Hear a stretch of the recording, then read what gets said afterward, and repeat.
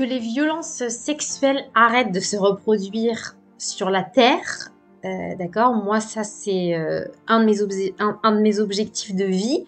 Donc, je ne dis pas que je vais le faire toute seule, mais en tout cas, je compte faire mon maximum pour que les violences sexuelles arrêtent de se reproduire de génération en génération. Sachant que quelque chose qui n'est pas soigné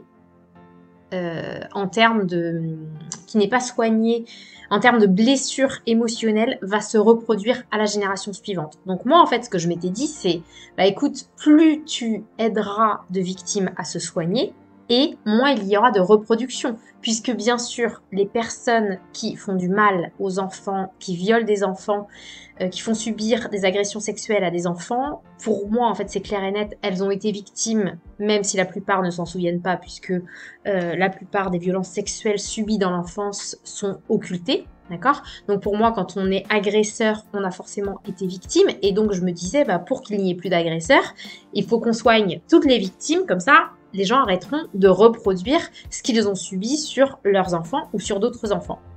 Sauf que ça fait quand même beaucoup de travail.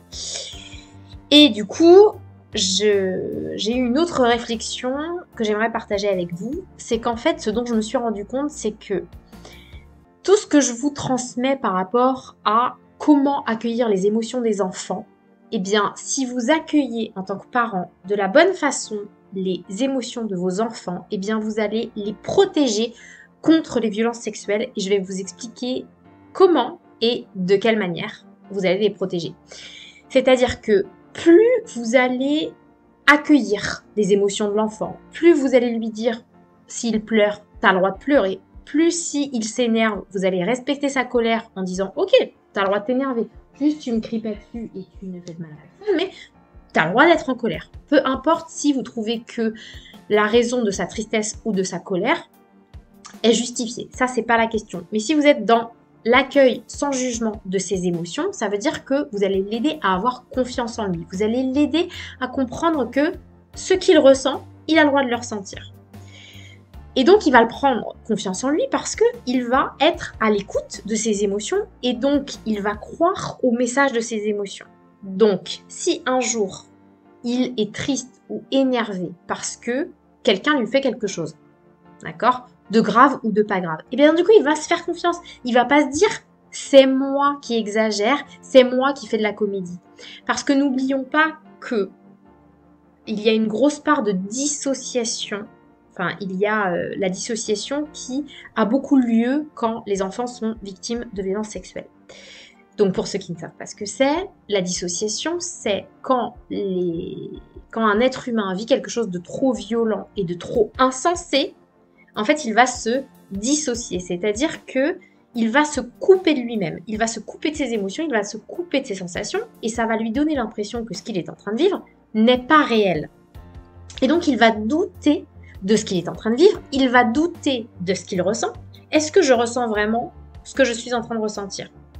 Puisqu'il en est coupé et va se créer un espèce de flou et une espèce de perte de confiance en soi, de perte de confiance dans les sensations qu'il a. C'est-à-dire que, vu qu'il en est coupé, voilà, il va douter et en plus, si la personne qui lui fait du mal, c'est quelqu'un qu'il aime et en qui il a confiance, il va encore plus douter de la réalité de ce qu'on est en train de lui faire.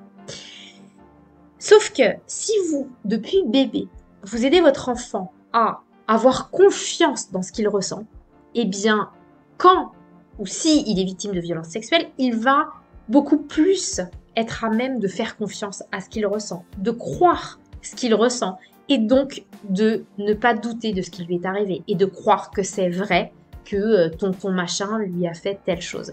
Et le fait de se croire, ça va lui permettre de vous le dire ce qu'il a vécu. Parce que dans de nombreux cas, eh bien, les enfants ne disent pas aux adultes en qui ils ont confiance ce qu'on leur a fait parce qu'ils doutent eux-mêmes de la réalité de ce qu'ils ont vécu. Donc, plus vous aiderez un enfant à être à l'écoute de ses émotions, être à l'écoute de ses sensations et à leur faire confiance, et plus l'enfant saura que c'est vrai ce qu'il a vécu et qu'il n'a pas rêvé. D'accord ? De la même manière, si vous apprenez à un enfant à se respecter, c'est-à-dire à ne pas se forcer quand il n'a plus faim, à écouter son corps, et bien de la même manière, il va être à l'écoute de son corps, et donc s'il n'a pas envie de faire quelque chose, eh bien il va savoir que c'est pas normal de se forcer, et ça n'est pas normal qu'on le force. D'accord?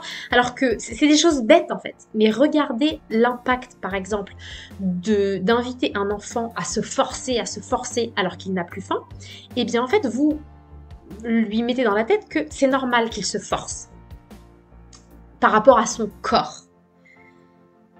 Et du coup, ça va faire que si un adulte le force à faire quelque chose, notamment le force à faire une fellation, eh bien, est-ce que c'est mal? Est-ce que c'est bien? L'enfant peut en douter, puisque il a l'habitude qu'on le force. Voyez? Donc, le fait de, le plus possible, dans la mesure des possibilités de la vie, de permettre à l'enfant de moins se forcer, enfin le plus possible, notamment avec la nourriture. En fait, ça, c'est de la protection, d'accord? Le fait d'apprendre à un enfant à écouter son cœur, d'accord? Quand c'est possible, mais il y a plein de moments où c'est possible.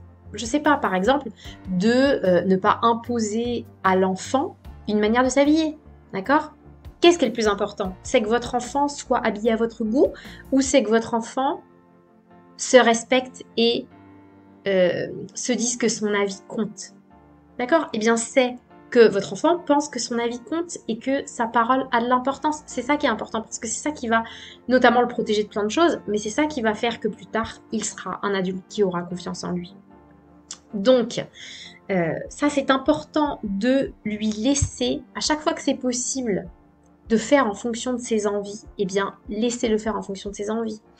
Par exemple, si votre enfant a envie d'aller dans sa chambre en rampant, je veux dire, qu'est-ce que ça peut faire?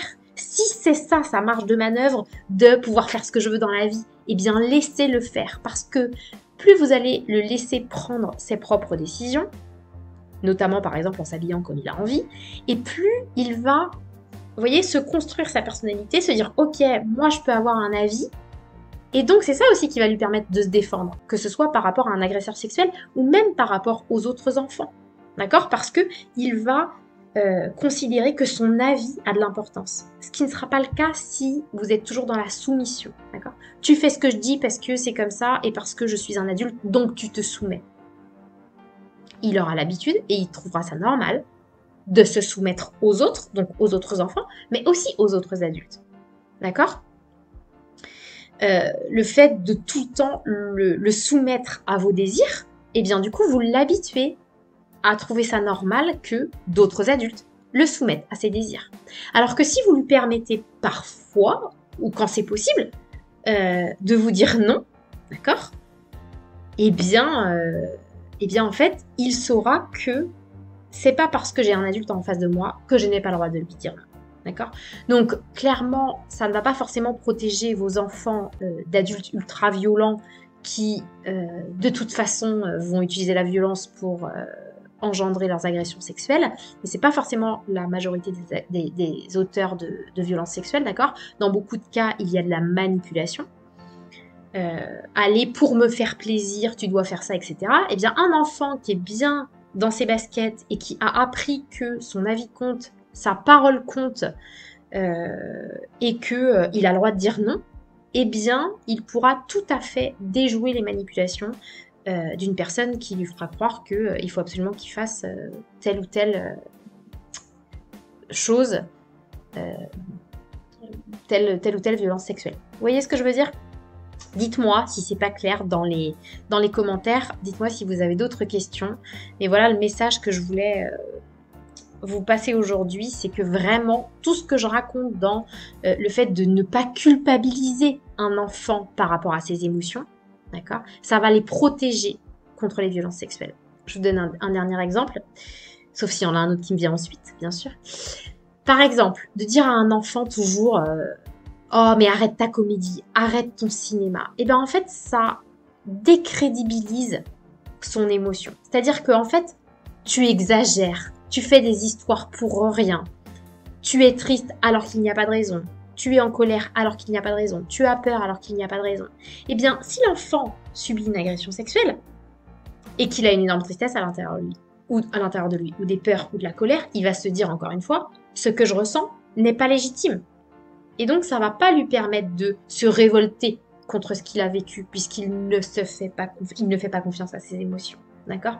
Et c'est pareil quand arrêtez de dire aux enfants ou de dire entre adultes oh non, mais de toute façon, elle raconte n'importe quoi, ou t'inquiète, elle a l'habitude de mentir. Parce que si vous lui mettez dans la tête à votre enfant que de toute façon, ce qu'il raconte, c'est n'importe quoi, eh bien, si un jour il lui arrive quelque chose, eh bien peut-être qu'il n'osera pas venir vous le dire parce que il pensera que vous n'allez pas le croire.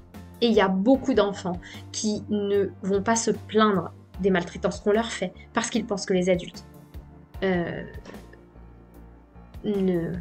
les croiront pas. D'accord? Donc, il y aurait encore beaucoup de choses à dire. Peut-être je ferai une vidéo plus longue sur ce sujet ou un petit live, je ne sais pas.